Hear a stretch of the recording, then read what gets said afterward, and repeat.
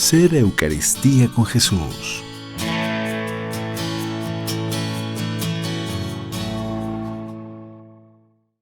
Estamos aquí en Ser Eucaristía con Jesús y bueno, hoy vamos a tratar un tema más que interesante y va a ser con respecto a la Sagrada Eucaristía y a las apariciones marianas que pues algunas vamos a mencionar en este programa debido a que obviamente son demasiadas las apariciones marianas que se han registrado a través de los siglos y en las cuales pues la Iglesia ha tomado ya en algunos casos pues ya posturas fijas y en otros no, en otros todavía pues vamos a ver que todavía no se toman posturas definidas, por ejemplo en el caso de Garabandal, en el caso de Medjugorje, pero sin embargo pues vamos a tocar algunos temas eucarísticos en estas apariciones marianas. Y por qué no comenzar con Guadalupe. Sabemos que la Virgen de Guadalupe en 1531 pues yo creo que se ha registrado el mayor milagro de la historia de la humanidad de la Iglesia Católica y fue a través de la Santísima Virgen de Guadalupe que se quedó en el Ayate, ahí en el Ayate de San Juan Diego, y en donde pues la Virgen lo que trae es la nueva fe que traen los españoles, que es la católica, y derrumba de una manera increíble, de una manera totalmente pues milagrosa, la fe que tenían estas culturas aztecas y de otros indígenas que vivían en estas tierras. Y ese milagro va a ser tan evidente y tan impresionante que en 10 años se van a bautizar más de 10 millones de indígenas y además, no sé, creo que en 100 años se va a quedar todo el continente pues, que pertenecía a la Nueva España, católico. Y eso va a ser un gran milagro que va a ser la Virgen de Guadalupe en 1531 en México. Obviamente, la finalidad de la Virgen va a ser llevar a las almas a la Santa Misa, a la Eucaristía y obviamente a la salvación eterna con el bautismo y los sacramentos. Pero tenemos que entender que ella pidió en 1531 que se dejara una casita en donde se le conociera y se le amara. Pues ¿a quién? Pues a nuestro Señor presente en la Sagrada Eucaristía. Y es así como la Virgen nos ha demostrado cuál es su querer y cuál es el querer del cielo.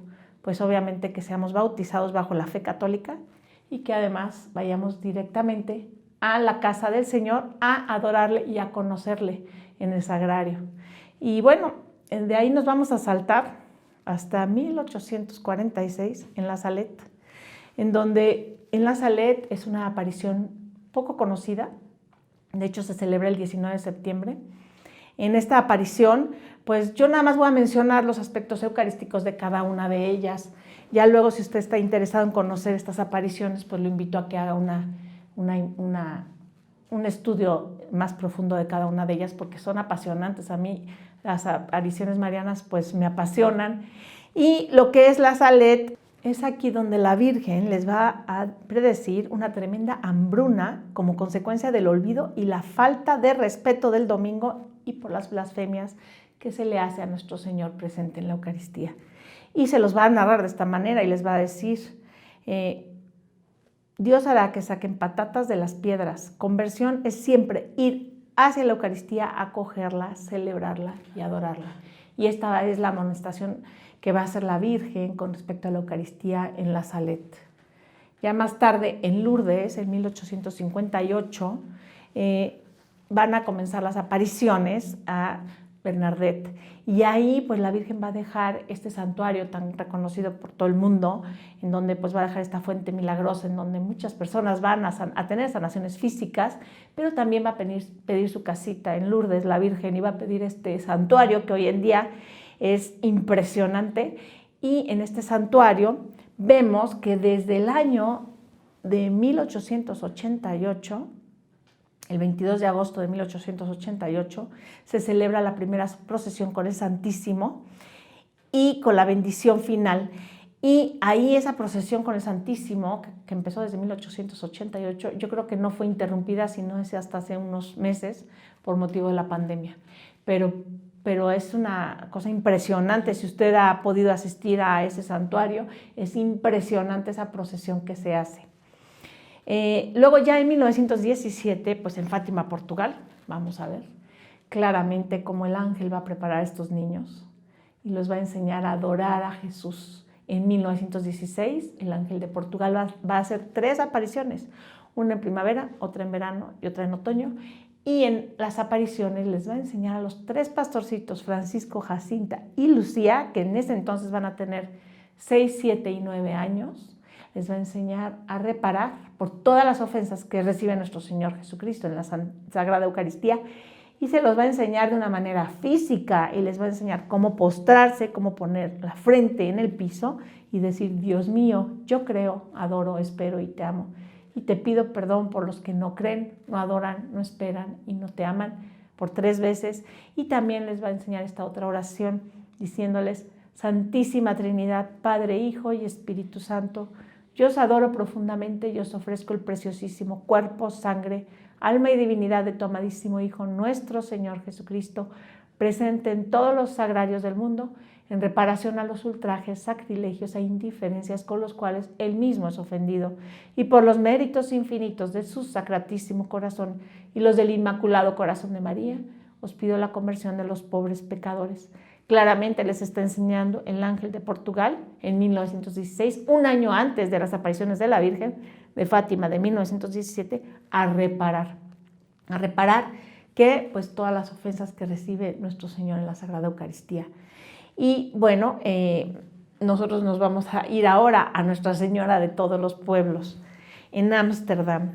Ahí se le va a aparecer a Ida Pederman. En Ámsterdam, el 25 de marzo de 1945 van a comenzar estas apariciones, y Nuestra Señora de todos los pueblos claramente le va a enseñar cómo pues nuestro Señor Jesucristo presente en la Eucaristía es el misterio más sagrado que tenemos en la Iglesia Católica.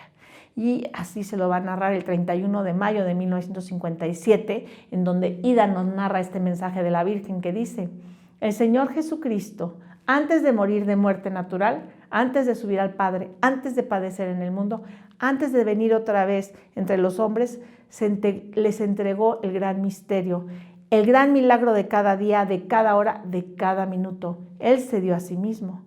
No, pueblos, no es una idea, dijo sacudiendo la cabeza con vehemencia.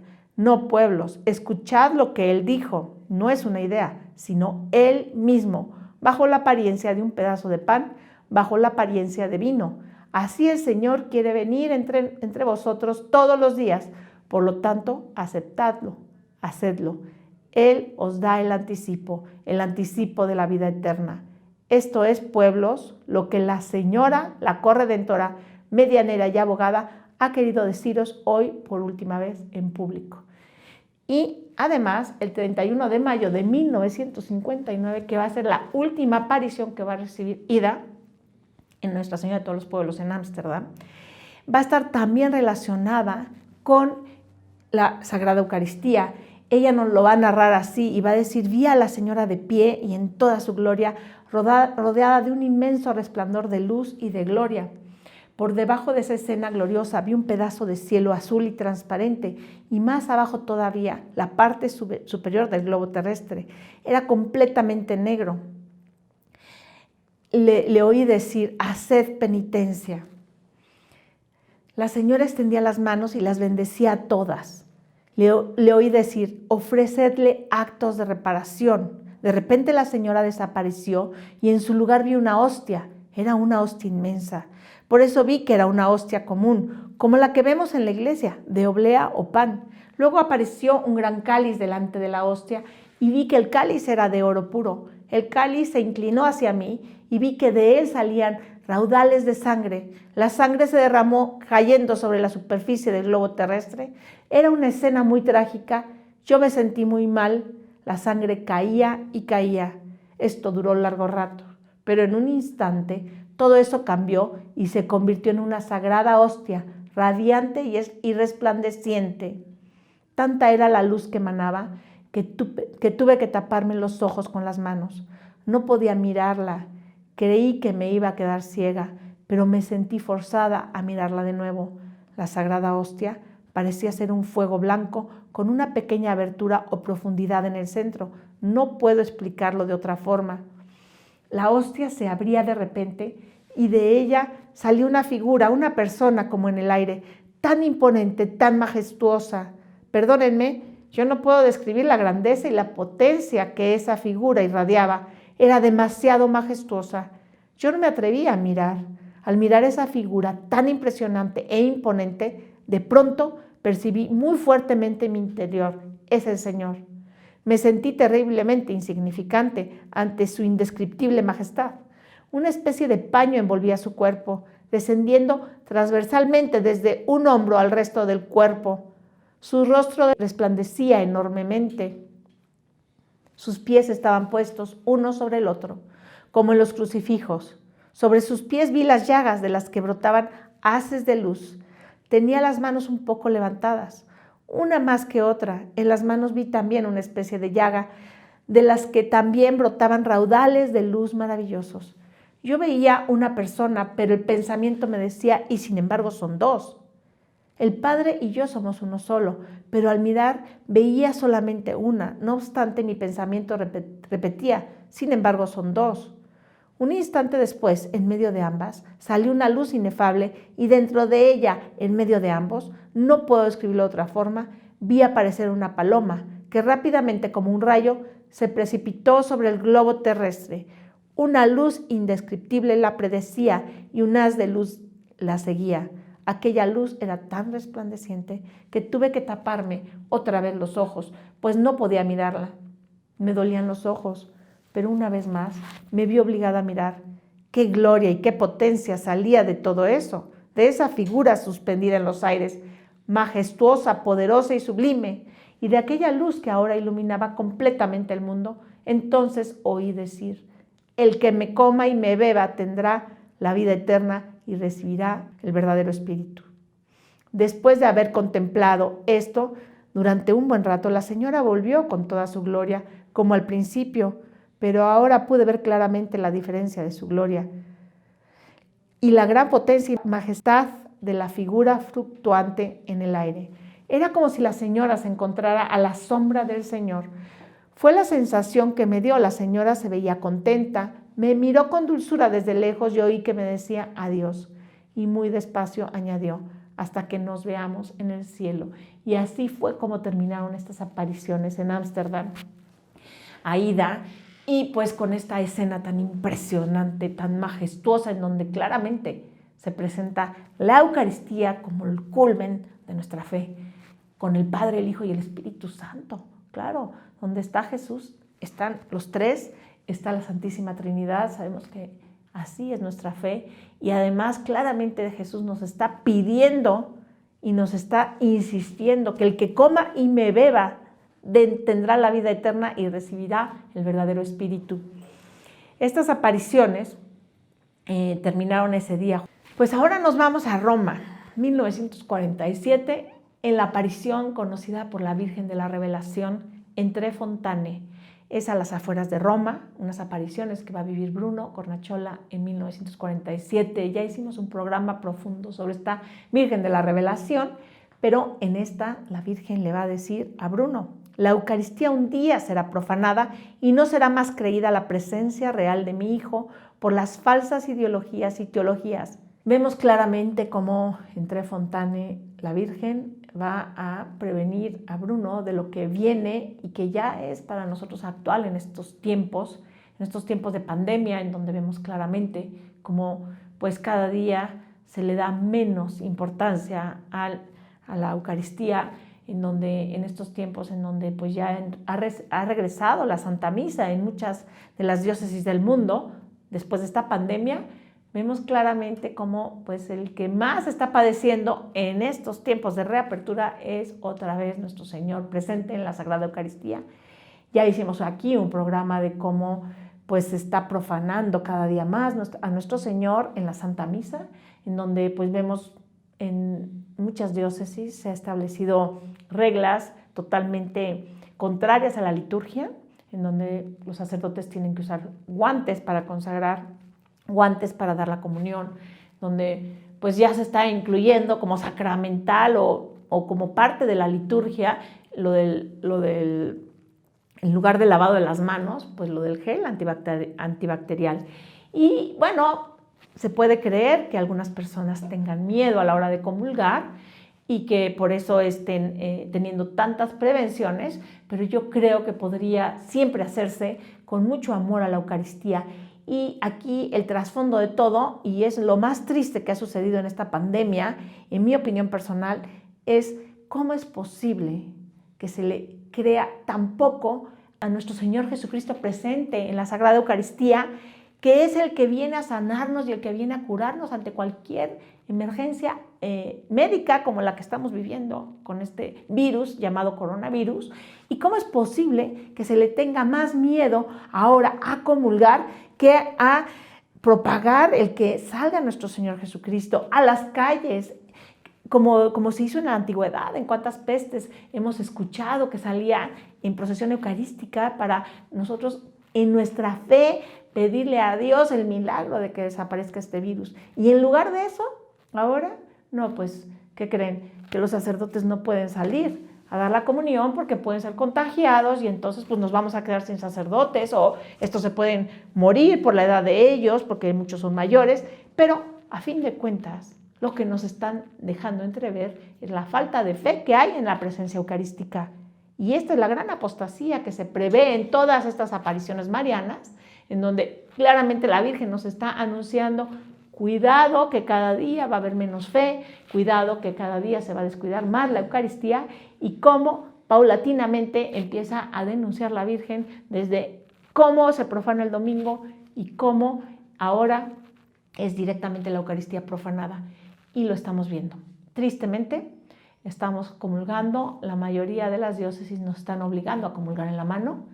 Yo entiendo que muchas de ustedes, muchas de las personas que me están escuchando, quizás estén comulgando en la mano porque se ven obligadas, pero yo los invito a que reafirmemos nuestra fe en la presencia real de nuestro Señor Jesucristo, y que, sabiendo que es lo más grande que tenemos, pues lo recibamos de la manera más digna y prudente que se pueda. En este caso yo invito a que se reciba a nuestro Señor de rodillas y en la boca.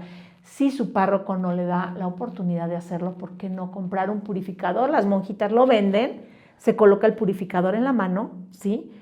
Cuando el sacerdote coloca la hostia en el purificador, uno lo recibe directamente en la lengua, luego se dobla este purificador y se sumerge en agua por un tiempo aproximado de 3 horas, eso me dijo un sacerdote, para luego dejarlo, tirar esa agua, exprimir el purificador en una planta.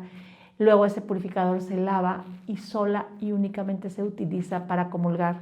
Entonces, yo los invito a que nosotros seamos testimonio ante lo que está sucediendo después de esta pandemia.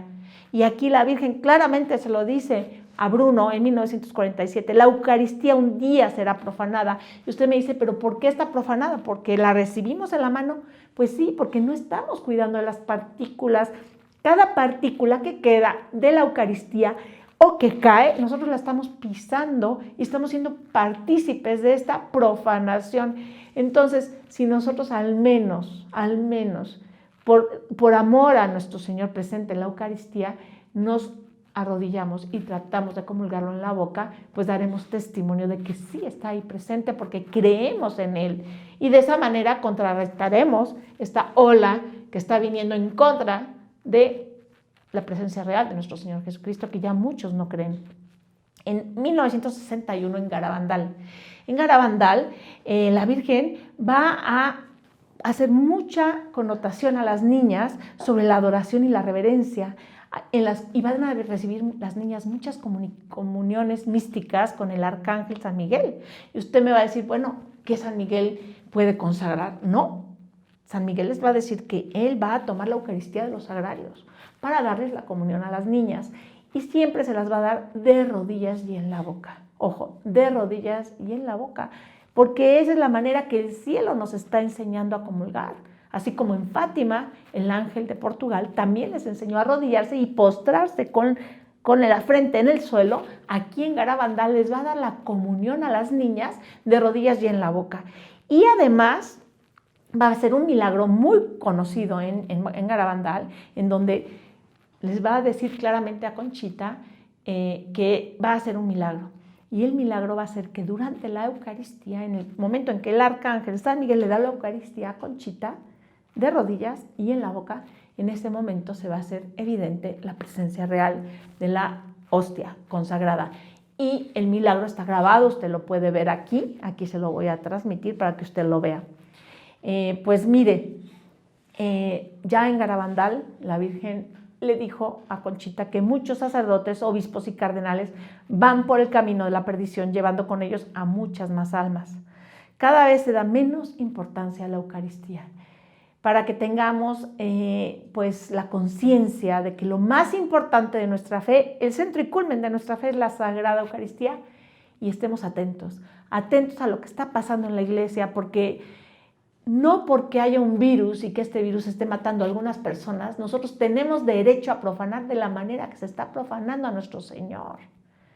Y ya vemos claramente que esta práctica inusual en la iglesia, ojo, inusual por siglos, hasta 1969, en donde Pablo VI permite la comunión en la mano, a aquellas diócesis en donde ya se practica, que eran unos desobedientes, ojo, que habían empezado en estos países de origen protestante, donde había mucho protestante, en estos países donde empieza esa práctica de la comunión en la mano después de muchísimos siglos. Y entonces Pablo VI, para no provocar un cisma, dice, en aquellas diócesis en donde ya se practica, les doy permiso. Pero hasta el día de hoy, los documentos de la iglesia avalan que la comunión debe hacerse en la boca. Y solo en aquellas diócesis en donde ya se practicaba, así lo dice Pablo VI en 1969, se les va a dar el permiso de hacerlo. Ahora viene una pandemia,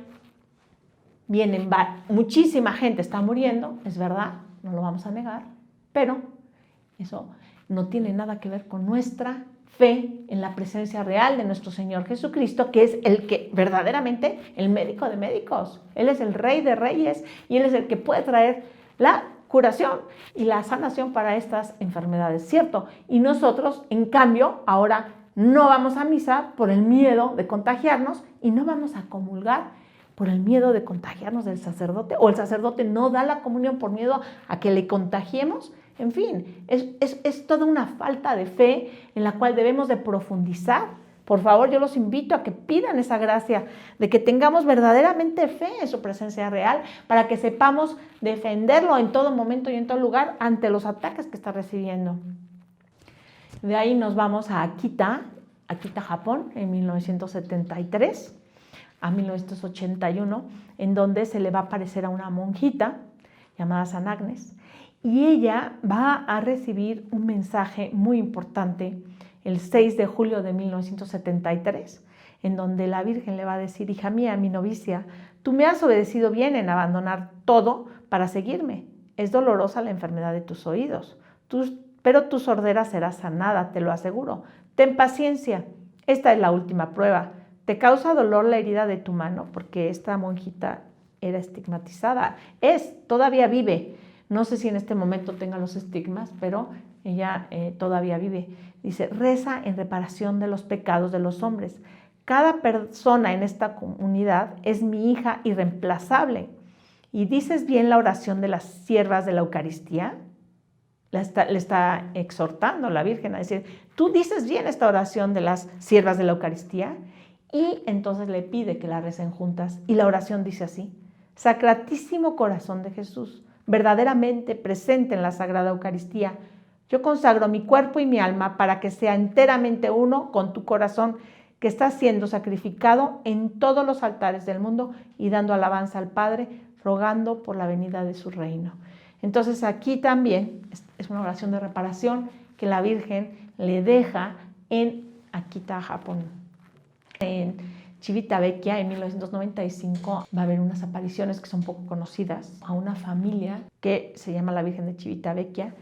Esta imagen de la Virgen de la Paz que traen de Medjugorje, esta familia empieza a tener unos sangrados, empieza a sangrar, unas lágrimas que sangran, y les va a dejar unos mensajes eucarísticos también a esta familia en 1995, en donde le va a decir la Virgen al vidente, le va a decir: los hombres no tienen la fuerza de nutrirse de la comunión eucarística y sin embargo tienen la necesidad de ella, porque es el único pan de la vida eterna.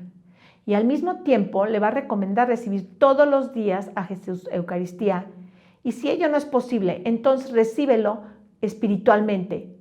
Pide además que se exponga en todas las iglesias a Jesús eucarístico.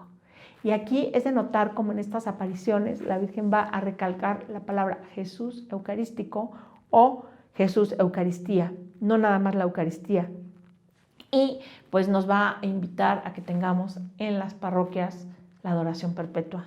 Esta es una de las apariciones más recientes, junto con Medjugorje, en donde voy a terminar este programa con las apariciones de Medjugorje, que muchos de ustedes ya conocen, que comienzan en 1981 en este pueblecito que en ese entonces era Yugoslavia, y que era un país comunista, a 6 niños videntes, de los cuales hasta el día de hoy 3 siguen recibiendo mensajes todos los días.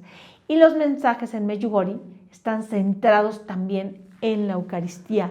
Y vamos a ver aquí algunos mensajes que ha dejado la Virgen en Medjugorje, eucarísticos 100%, en donde claramente nos está invitando a adorar a nuestro Señor Jesucristo presente en la Eucaristía y a reparar. Y dice así, el 15 de marzo de 1984, también esta tarde, queridos hijos, os estoy agradecida por haber venido aquí. Adorad ininterrumpidamente al Santísimo Sacramento del altar. Yo estoy siempre presente cuando los fieles están en adoración. En ese momento se obtienen gracias particulares. Luego, el 25 de septiembre de 1995 va a decir, queridos hijos, hoy os invito a enamorarse del Santísimo Sacramento del altar. Hijitos, adoradlo en vuestras parroquias. Así estaréis unidos al mundo entero. Jesús será vuestro amigo y vosotros no hablaréis de él como de alguien a quien escasamente conocéis. La unión con él será alegría para vosotros y os convertiréis en testigos del amor que Jesús tiene para cada criatura. Hijitos, cuando vosotros adoráis a Jesús, estáis también cerca de mí. Gracias por haber respondido a mi llamado.